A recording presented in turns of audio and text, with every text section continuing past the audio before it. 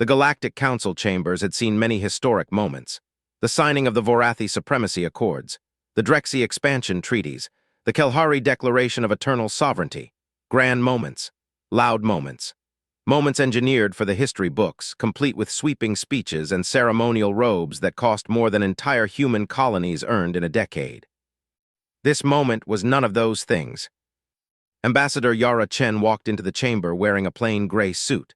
No entourage, no ceremonial sash. She carried a single flat tablet under her arm the way a person carries a book they've already finished reading, casually, without reverence. She was 47 years old, had spent 22 years in galactic diplomacy, and had the particular kind of calm that only comes from a decision already made and peace already found. She did not request the floor. She simply walked to the central podium, placed the tablet face down on the obsidian surface, and waited for the room to quiet. It took a moment. The council chamber seated representatives from 219 species. The ambient noise of that many different atmospheric processors, translation earpieces, and nervous side conversations was considerable. But something about Yara's stillness commanded silence the way a sudden absence of sound commands attention. One by one, the representatives stopped talking. She looked out across the chamber. She found the Vorathi Grand Speaker, who had personally blocked humanity's trade petition 4 times in the last decade. She found the Drexy First Speaker, who had actually laughed, on the record, when a human colony world submitted an emergency resource request 3 years ago. She found the Kelhari Chief Delegate, who had referred to human representatives in a leaked internal memo as the galaxy's well-meaning maintenance crew. She looked at all of them. She took a slow breath. Then she spoke 11 words into the chamber's recording system, clearly without emotion, in the standard galactic tongue so that no translation could distort her meaning. Earth withdraws from the Galactic Council, effective immediately. Do not contact us again. She picked the tablet back up. She walked out. For 3 full seconds, the chamber was absolutely silent. Then it erupted. Delegates stood. Translators scrambled. The Vorathi Grand Speaker, a being who had negotiated the terms of 2 interstellar wars without raising his voice, was on his feet shouting something that the chamber's translation system diplomatically rendered as "this is categorically unacceptable." Outside in the corridor, Yara Chen heard none of it. She was already on her comm. "Tell the recall teams to begin," she said quietly. "All personnel, all stations, full withdrawal 72 hours. On the other end of the line, her deputy hesitated. "Ambassador, are we really doing this?" Yara looked back once at the closed chamber doors, behind which 219 species were now in full chaos. "We've filed 43 formal complaints in 30 years, she said. 17 trade protests, 8 emergency petitions, 22 requests for hearings on colonial violations. You know how many were acted upon?" A pause. "None." "None," she confirmed. "So yes, we're really doing this." She walked away down the corridor, her footsteps steady and unhurried, while behind her the greatest political institution in the known galaxy descended into something it had not experienced in 3 centuries. Genuine, unscripted panic. What the council failed to understand in those first chaotic hours was that Yara Chen's exit was not a dramatic gesture. It was not a negotiating tactic. It was not a bluff engineered to win concessions at the 11th hour, the way the Drexy had pulled their delegation twice in the last century to secure better trade terms. Those withdrawals had been performances. This was not. This had been planned for 4 years. The recall teams had their orders preloaded. Every human diplomat on every council station had a packed bag and a departure window. The communication handoff protocols had been quietly rewritten 18 months ago, routing all critical human-managed data systems onto Earth-controlled servers that now sat behind encryption walls so dense that the Council's best cyber warfare units would need decades to crack them. Human jumplane management systems, the navigational backbone that kept 300 primary shipping corridors safe and operational, had been handed off to automated systems that accepted no external commands. The Council laughed that evening. The Vorathi Grand Speaker gave a brief statement to the galactic press calling humanity's withdrawal a theatrical tantrum from a species that has always overestimated its own importance. The statement was broadcast across 600 inhabited worlds. It was the last time anyone in the council laughed about the situation for a very long time. The first sign that something was genuinely wrong came not from a diplomat or a general or a head of state. It came from a cargo dispatcher named Hevrin Saul on Kelhari Station 9, who filed an automated maintenance request on a Tuesday morning and received, for the first time in 11 years of routine operations, no response. The request was simple. A jump core calibration unit on Docking Bay 14 had developed a fault in its pressure regulators. Standard repair. 20-minute job. The parts were human-manufactured, specifically, produced by a firm called Meridian Systems out of the human city of Osaka, and the replacement order went, as it always had, directly to the human logistics hub on Station Proxima. Station Proxima did not respond. Hevrin filed the request again. Still nothing. He escalated to his supervisor, who escalated to station management, who contacted the Kelhari Commerce Ministry, who attempted to reach the Human Trade Liaison Office and found that the office no longer existed. The door was locked. The lights were off. The human staff, 4 people who had worked that office for a combined 30 years, were gone. This scene repeated itself across the galaxy over the next 72 hours, with the quiet, compounding horror of a system failure that nobody had designed a backup for, because nobody had ever imagined the system would fail. On Drexy Prime, a hospital administrator discovered that her pharmacy's automated reorder system, which had been restocking synthesized blood coagulant compounds from a human pharmaceutical consortium for 16 years, had placed 47 unfulfilled orders in the past 3 days. The compounds were not available from any non-human supplier at the required purity levels. Her current stock would last 19 days. On the Vorathi homeworld, military logistics officers discovered that 63% of their long-range sensor array components were manufactured to human specifications, using human proprietary rare earth processing methods. Their on-hand spares could maintain the arrays for perhaps 4 months. After that, the arrays would begin going dark. On the galactic internet, the vast species-spanning data network that connected civilized space, 17 routing nodes went into passive mode simultaneously, their human administrative teams gone, their automated systems maintaining basic function but rejecting all configuration requests. The network did not break. It simply became impossible to improve, update, or expand. It was like watching a living thing quietly stop breathing while its heart still beat.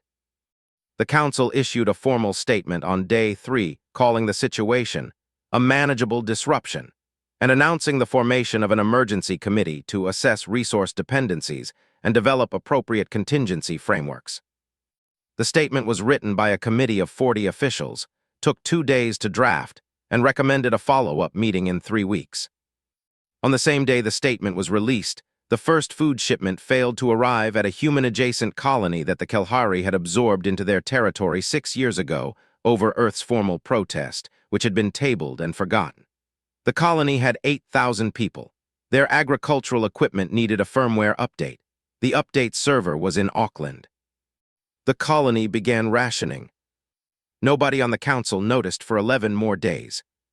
What was extraordinary, and what would later be analyzed in political science papers across 100 worlds for the next 2 centuries, was how thoroughly the council's initial response failed to grasp the nature of what it was dealing with. The council was accustomed to power operating in visible ways. Fleets, sanctions, trade embargoes, economic pressure applied like a fist. They understood leverage when it announced itself loudly, when it came with ultimatums and deadlines and warships on the border. They had navigated those situations for centuries. They had absolutely no framework for leverage that operated through absence, for power that made itself known not by arriving but by leaving, for the particular and devastating way that a species could, simply by going home and closing the door, cause 300 years of galactic civilization to begin quietly coming apart at the seams. One junior Drexy analyst, a young woman named Sierra Van, only 8 months into her first posting, submitted an internal report on Day 5 of the withdrawal that her supervisors buried for nearly 3 weeks before it leaked. The report was 11 pages long and precise in the way that only truly frightened people are precise. Its conclusion read as follows: "We have for 3 centuries allowed one species to become the foundational infrastructure of our civilization while actively preventing that species from having meaningful political power. We did this because they were useful and non-threatening, and because we confused their patience with acceptance. We were wrong on every count.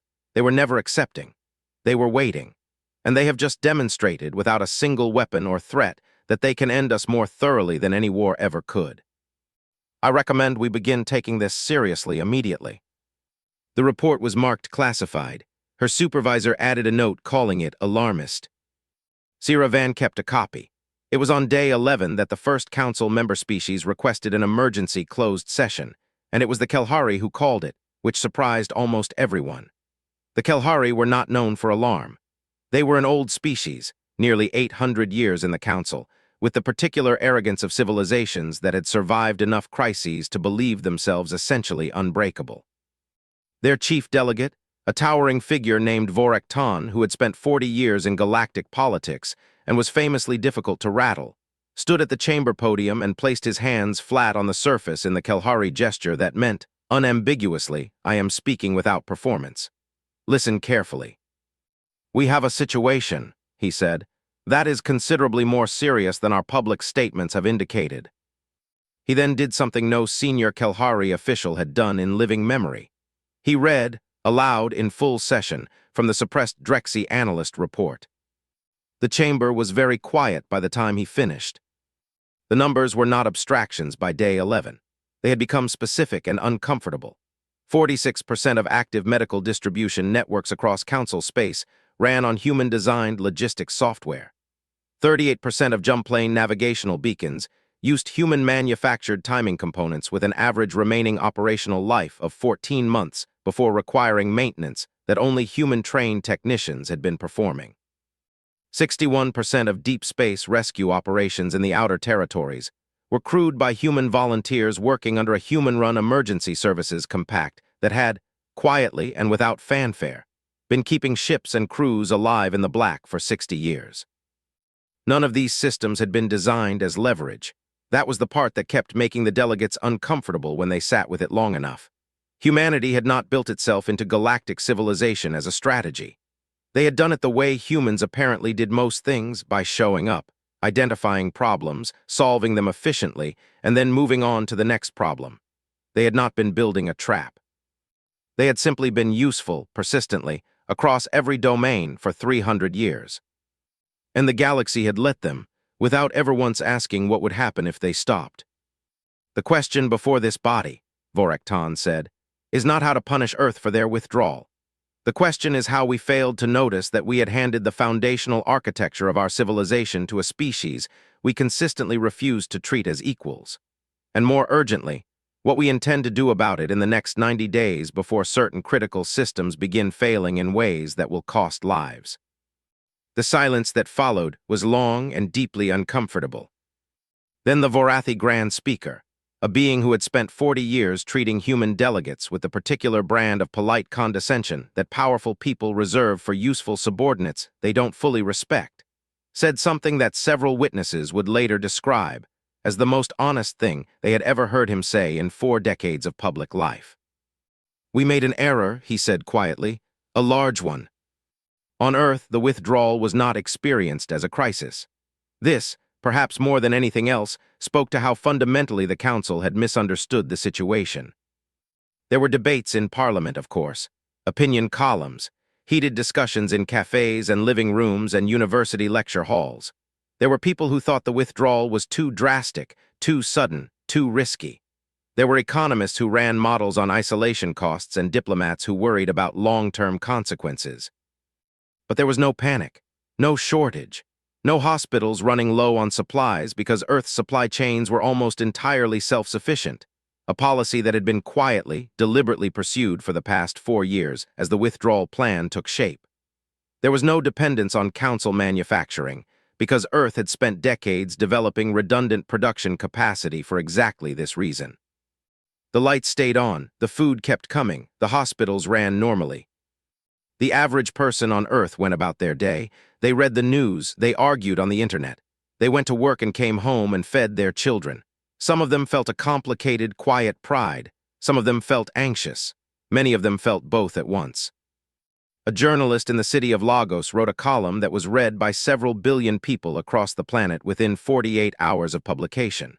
She had spent 15 years covering galactic affairs and had sat in that council chamber more times than she could count. The column was titled simply, We were always ready to leave. It ended with a single line that became, in the weeks that followed, something close to a cultural touchstone. The galaxy is only surprised because it never paid enough attention to notice. The unraveling, when it truly began, did not look like catastrophe from the outside. It looked like inconvenience. And then it looked like disruption. And then, slowly and with gathering speed, it began to look like something that required a word stronger than either. A Vorathi pharmaceutical distributor missed 3 consecutive delivery windows, affecting 7 colony worlds. A Drexy deep space mining platform lost navigational uplink and had to abort operations, stranding a crew of 60 for 9 days before a non-human rescue team, inexperienced, undertrained by comparison to the human crews they were replacing, managed a difficult docking. 2 jump corridors in the outer rim had to be declared temporarily hazardous after their beacon maintenance fell behind schedule, rerouting shipping traffic and adding weeks to delivery times across 4 sectors. Each incident, taken alone, was manageable. Together, they formed a picture that the Council's emergency committee was only beginning to fully comprehend. The galaxy was not falling apart, not yet, but it was unmistakably beginning to fray, and the thread that had been quietly, patiently holding it together had just walked out the door. The memo that started the scramble was classified at the highest level and sent simultaneously to the science ministries of 7 Council member species on day 19 of the withdrawal. It was titled Technical Independence Assessment, Human Manufactured Systems, and it had been compiled by a joint engineering team assembled in record time, working without sleep for 2 weeks. It was 43 pages long. The summary was 1 paragraph. The paragraph read, "After extensive analysis, this team has concluded that direct replication of human-manufactured jump core components at required tolerances and performance specifications is not achievable with current non-human industrial capacity within any timeframe relevant to the present crisis. Estimated development timeline to reach equivalent manufacturing capability ranges from 18 to 40 years depending on species. This assessment has been independently verified by 3 separate engineering teams. We recommend immediate escalation to Council leadership." 40 years. The Kelhari engineering minister read the summary at her desk at 2 in the morning and sat very still for a long time afterward.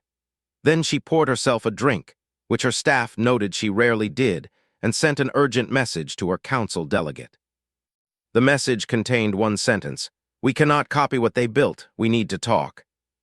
What followed over the next 3 weeks was the most concentrated, high-pressure engineering effort in Council history, and it failed spectacularly. It was not for lack of resources or talent. 7 species poured their finest engineering minds into the problem, working in newly assembled joint facilities with budgets that would have funded small wars. They worked on jump core components, on pharmaceutical synthesis, on navigational beacon firmware, on the routing architecture of the galactic data network. The jump core team made the most progress and still fell short by margins that were, in engineering terms, enormous. Human manufacturing tolerances operated at a precision that the Council's best machinists couldn't match, not because the underlying physics were different, but because human industry had spent centuries developing production methods that were deeply, almost organically optimized. Processes refined across generations. Quality control systems that were embedded in manufacturing culture, rather than just procedure manuals. One Drexy engineer, a veteran of 30 years in advanced manufacturing, put it to his team this way after their 3rd failed prototype. "We are trying to replicate the output of a civilization that has been quietly becoming very good at very specific things for 300 years. We have had 3 weeks. Adjust your expectations accordingly."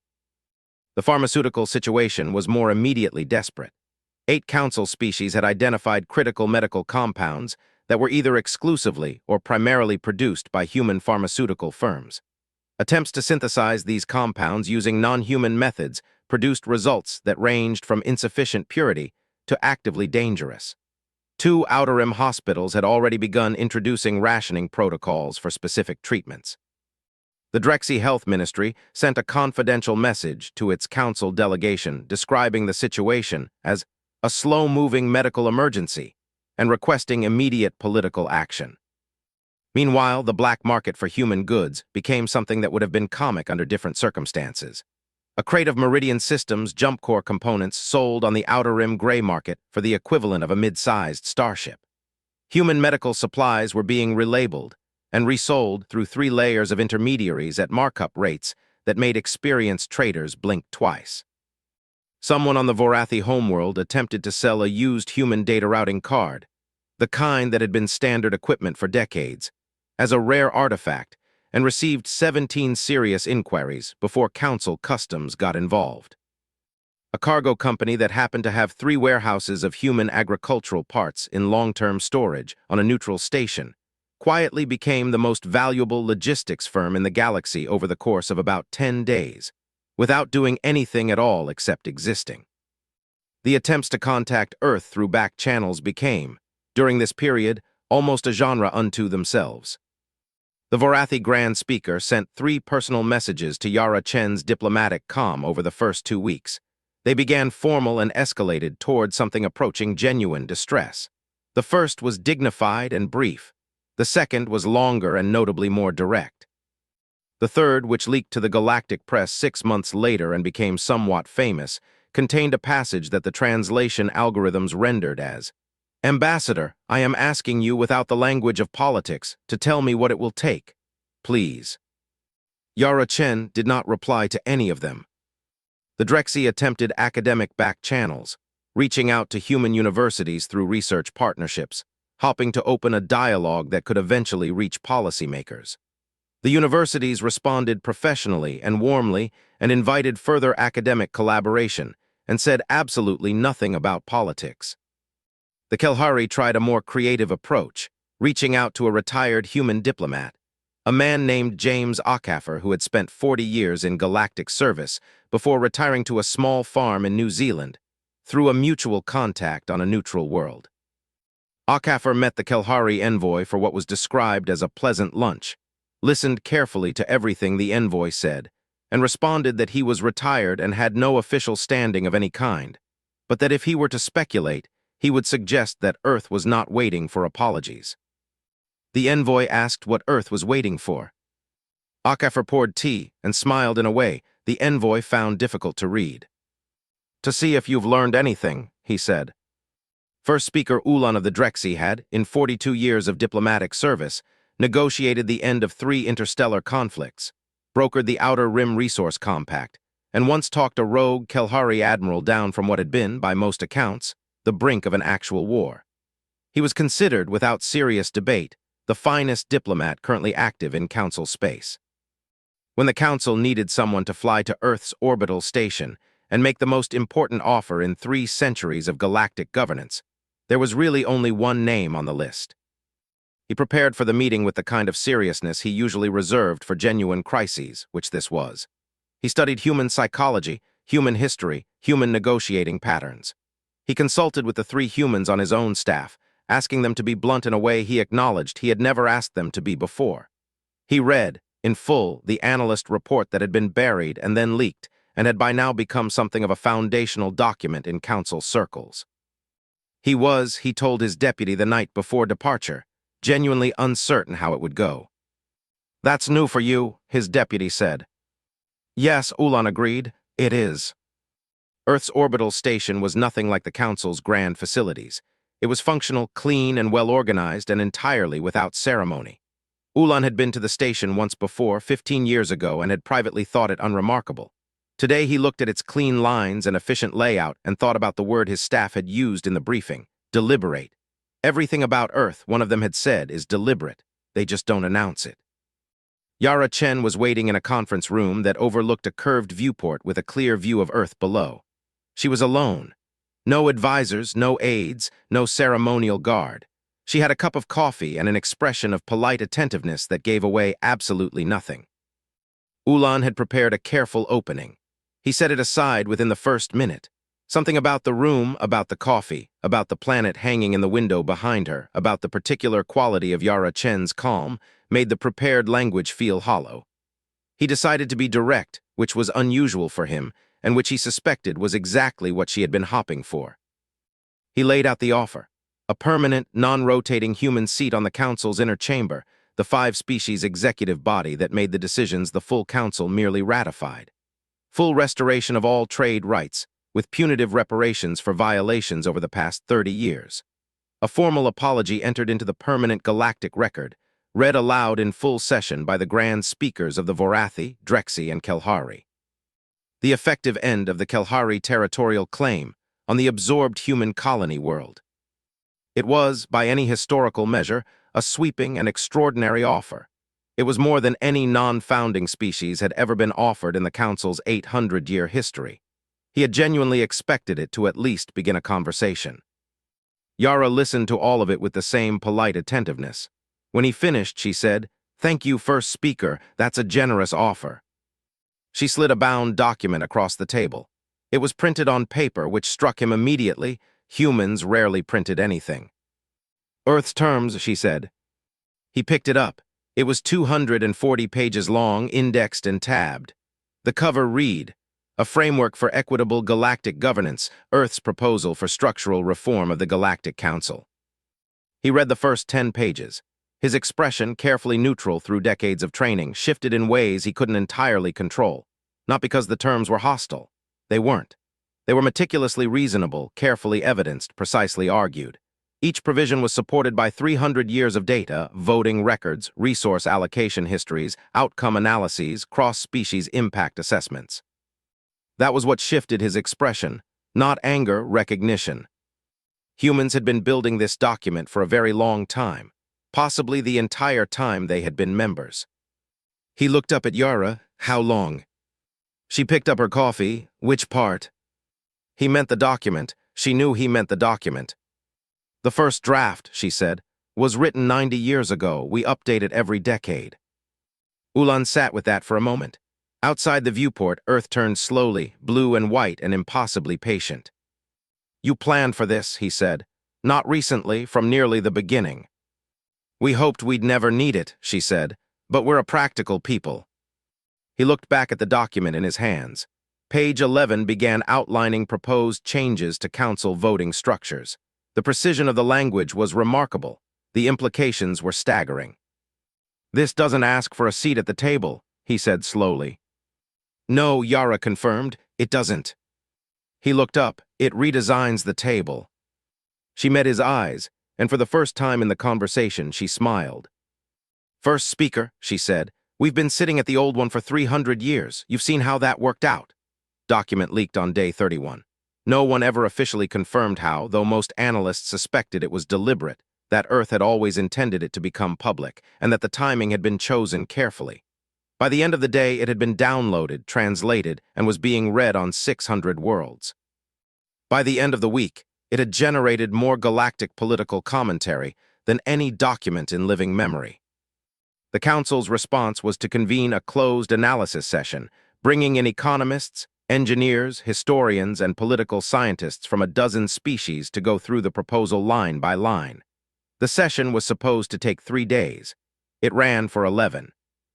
On the second day, the historical research team submitted a sub-report that stopped the session cold.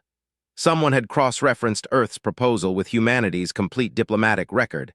Every petition, complaint, proposal, and hearing request filed over 300 years of council membership. The correlation was precise and damning. Every structural reform proposed in the 240-page document had been previously suggested by human delegates in some form at some point in the past 3 centuries. Voting reform, resource distribution equity, colonial protection standards, emergency response protocols, accountability frameworks for senior council members. All of it had been proposed. All of it had been dismissed, tabled, delayed, or quietly buried. Humans had been telling the Council what was wrong with it for 300 years, in formal language, through proper channels, politely and persistently and without result. The report's author, a Drexy historian named Kalen Var who had spent 20 years studying Council records, appended a personal note to the official findings, which was unusual and which his superiors chose not to remove. It read, "I have spent 2 decades in these archives. I want to be precise about what this data shows. It shows that humanity was not radicalized by neglect. They were educated by it. Every dismissed petition taught them something about what the Council was and wasn't. Every tabled proposal told them something about the limits of working within a system that had decided in advance what they were worth. They did not become angry. They became prepared, and they waited until the moment when their departure would be more persuasive than any argument. I submit that this is among the most sophisticated long-term diplomatic strategies I have ever encountered, and it was conducted entirely in plain sight. The room was quiet for a long time after the report was read aloud. The second revelation came from a different direction entirely. A Kalahari media organization, operating independently from government, which was itself somewhat unusual in Kalahari culture, commissioned a comprehensive investigation into human contributions to galactic civilization. They assigned 40 journalists and researchers to it, gave them 6 weeks, and told them to follow the data wherever it led. They published their findings in a 12-part series that ran for 3 weeks and achieved the highest viewership numbers in the network's 60-year history. The series was called simply The Architecture.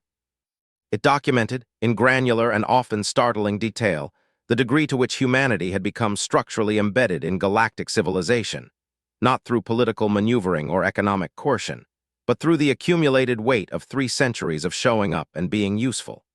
The humans who had trained the first generation of Drexy trauma surgeons using techniques developed for deep space environments.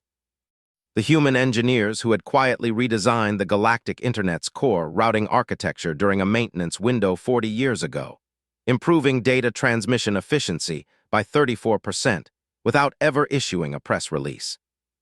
The human crews who had, under a volunteer compact most council officials had never heard of, performed over 40,000 deep space rescues in 60 years, developing the training protocols that had since become the standard for emergency response across the Outer Rim. Episode 9 of the series focused exclusively on infrastructure, on the jump plane systems, the sensor arrays, the pharmaceutical networks, on the accumulated depth of human involvement in systems that most species had simply stopped thinking about because they worked reliably and someone else was handling them. The episode ended with an interview with a Vorathi logistics engineer who had spent 30 years working alongside human counterparts and had, until recently, never been asked to comment publicly on what that had been like. He was old and precise and visibly uncomfortable with the camera. He was also, it turned out, unable to be anything but honest. "We treated them like staff," he said. "Competent, reliable, indispensable staff, but staff. We did not think about what that meant. We did not think about what they were learning or what they were building or what it would mean if one day they decided they did not want to work here anymore." He paused. "We should have thought about it. It was always the obvious question. We just never asked it because the answer would have been uncomfortable." The series was later translated into every major galactic language. It won 6 awards. A documentary adaptation was produced 3 years later and became, in various forms, viewing science curricula on over 200 worlds. Kalahari analyst submitted her formal review of the series, with the conclusion that later widely quoted. "We called the species. We were describing ourselves. The first happened on day 47. It had been building for nearly 2 weeks in closed sessions and quarter conversations, and later encrypted messages between delegations. But the moment it became public, specific, dramatic, that moment was consequence sometimes are. A S-sharp elected delegate stood up in open session and said, language stripped all diplomatic. The council had been making a mistake, a withdrawal. That mistake needed to stop." Nash, and he was 40 years old, which was young senior council representation, and he had the particular confidence of someone who has decided the room needs to hear something it doesn't want to hear. "We are talking," he said, "about accepting terms written by a species we spent 300 years ignoring, and we are considering this because we are afraid of what happens if we don't. I want to name that clearly. This is capitulation driven by fear, and I believe we should discuss whether that is the correct response or whether it is the response of an institution that has lost its spine." The room was not quiet. It was the kind of charged, brittle silence that precedes noise. The Eschari Collective was not an old species in council terms.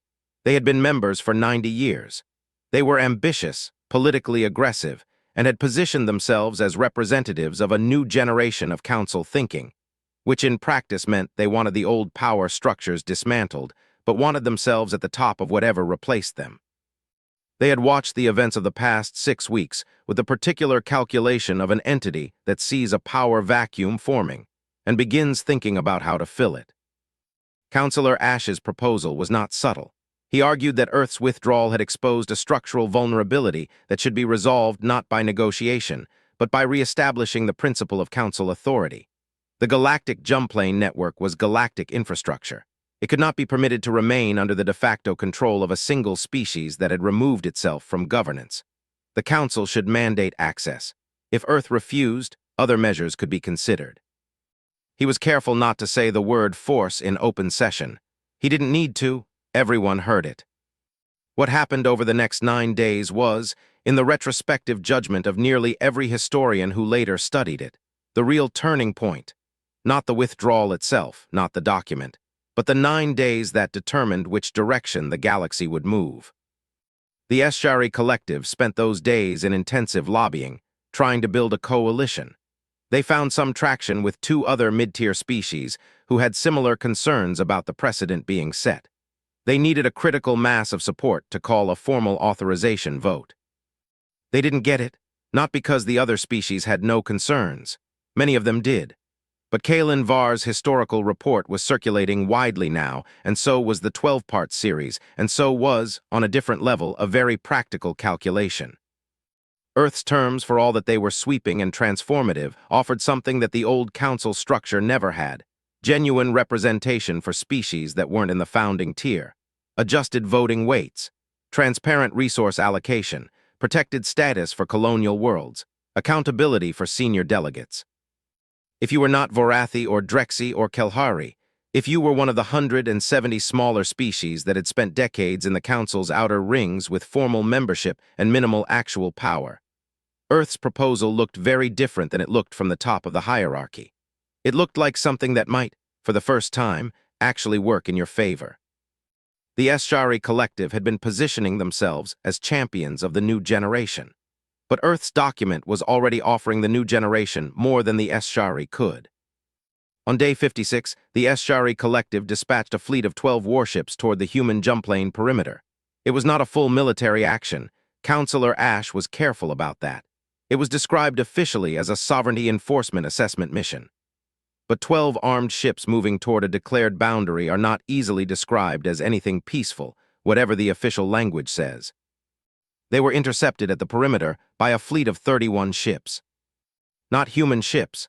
Ships from 17 different species, some small, some mid-tier, none of them individually powerful. Together, they were very clear about their position. A message was transmitted to the HFY fleet from the assembled interception force. It was 9 words long. Turn around. This is not a decision you want to make. The HFY fleet held position for 4 hours. Then it turned around. It was the moment the Council's old architecture broke in a way that couldn't be repaired. Not because the HFY were defeated, they weren't, not militarily, but because 17 species had chosen, explicitly and publicly, to align against a Council action in defense of a planet that had left the Council. It demonstrated, more clearly than any document could, that the old power structure had already lost its monopoly on galactic loyalty.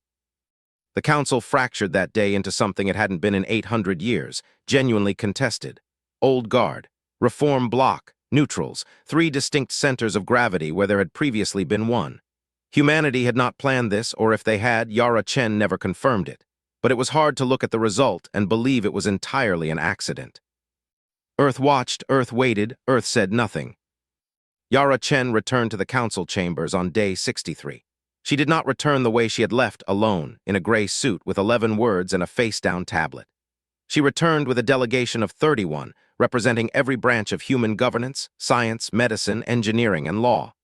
They were diverse in the way that Earth had spent 300 years becoming diverse, not uniformly, not without difficulty, but genuinely. They sat down in the Council chamber without ceremony and without performance, and they were ready to work. The negotiations took 47 days. They were, by all accounts of those present, the most technically complex and genuinely difficult diplomatic proceedings in Council history. Not because Earth was hostile, they weren't. Not because the parties couldn't agree on principles, they largely could. But because redesigning the governance structure of a civilization that spans 600 worlds is, in practical terms, an extraordinarily complicated thing to do, and Earth had come prepared to actually do it rather than merely discuss it. Human negotiators worked in rotating shifts. They had subject matter specialists for every domain, economists for resource allocation, engineers for infrastructure governance, medical professionals for health compact negotiations, data architects for the network oversight provisions. The 240-page document turned out to be, in practice, more of a framework than a finished product. The finished product that emerged from 47 days of negotiation was considerably longer and considerably more nuanced, because the humans had come prepared not just to propose, but to listen, to adapt, and to build something that would actually function rather than merely look good on paper. Kalen Varr, the Drexy historian who had written the report on humanity's diplomatic record, was given observer credentials and sat in the gallery for much of the negotiation. He later wrote about those 47 days at considerable length. The passage most often quoted came from his account of an exchange during the third week of talks, when a Vorathi delegate challenged a specific provision about colonial world protections on the grounds that implementation would be administratively complex. The human lead for that provision, a woman named Superintendent Amadarko from Earth's Colonial Affairs Office, had listened to the objection carefully, nodded, and then produced a 40-page implementation framework that addressed every specific complexity the delegate had raised. She had apparently brought it in case the objection came up. Kalen wrote, "I watched the Vorathi delegate read through that document, and I watched the precise moment when he understood that she had written it before the objection was raised, that she had anticipated it and prepared for it, the way you prepare for something you expect rather than something you fear. That was when I think it became real for him. Not the politics, the reality, that these people had spent 300 years preparing for a conversation that no one had wanted to have with them." The new compact was ratified on a Thursday, in a ceremony that was notably smaller and less ornate than the occasions the Council normally used for significant decisions. This was at Earth's specific request. Yara Chen had said in the final planning meeting that she thought the occasion called for function over spectacle. There had been enough spectacle. The vote was not unanimous. The Eschari collective voted against. 2 other species abstained. But the margin was decisive, and the result was clear and entered into the permanent record without ambiguity. The new compact restructured the Council from a tiered hierarchy into a distributed governance model. Voting weight was tied to quantified contribution and demonstrated accountability rather than species age or military capacity. Colonial worlds received protected status under an independent oversight mechanism. A transparency commission was established with authority to review council decisions against a publicly stated charter of principles. The inner executive chamber was expanded, and its membership rotated rather than being permanently held by founding species.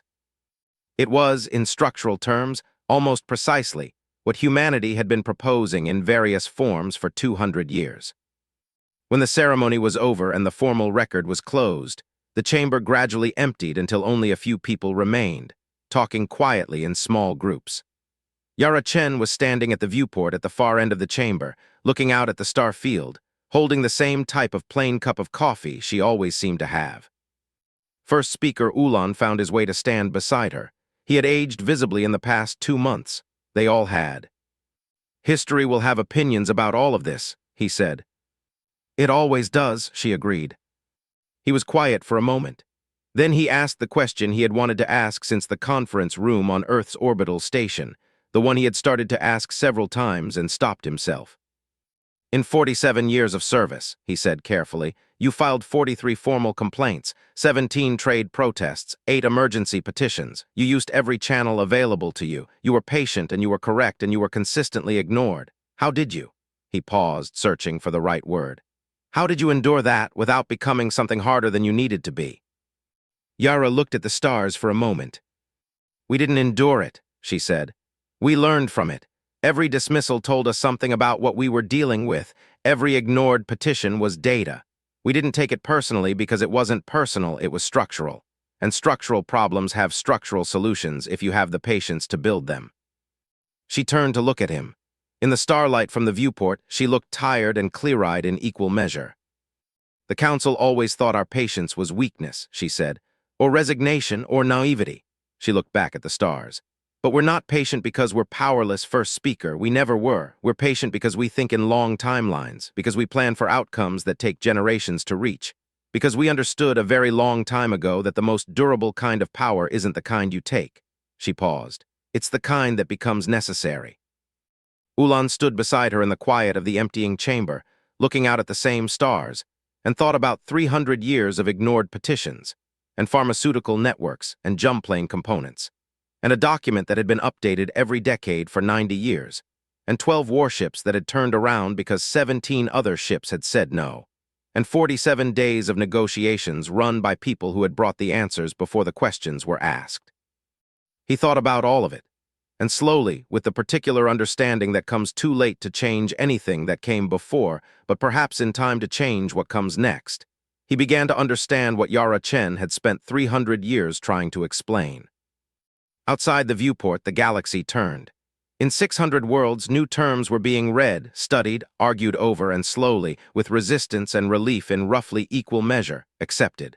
The architecture was changing. The load-bearing walls were being acknowledged at last. And at the center of it all, Earth simply continued doing what it had always done. Showing up, building things, waiting to be understood. Not because they had to, but because they had always known this day would come. And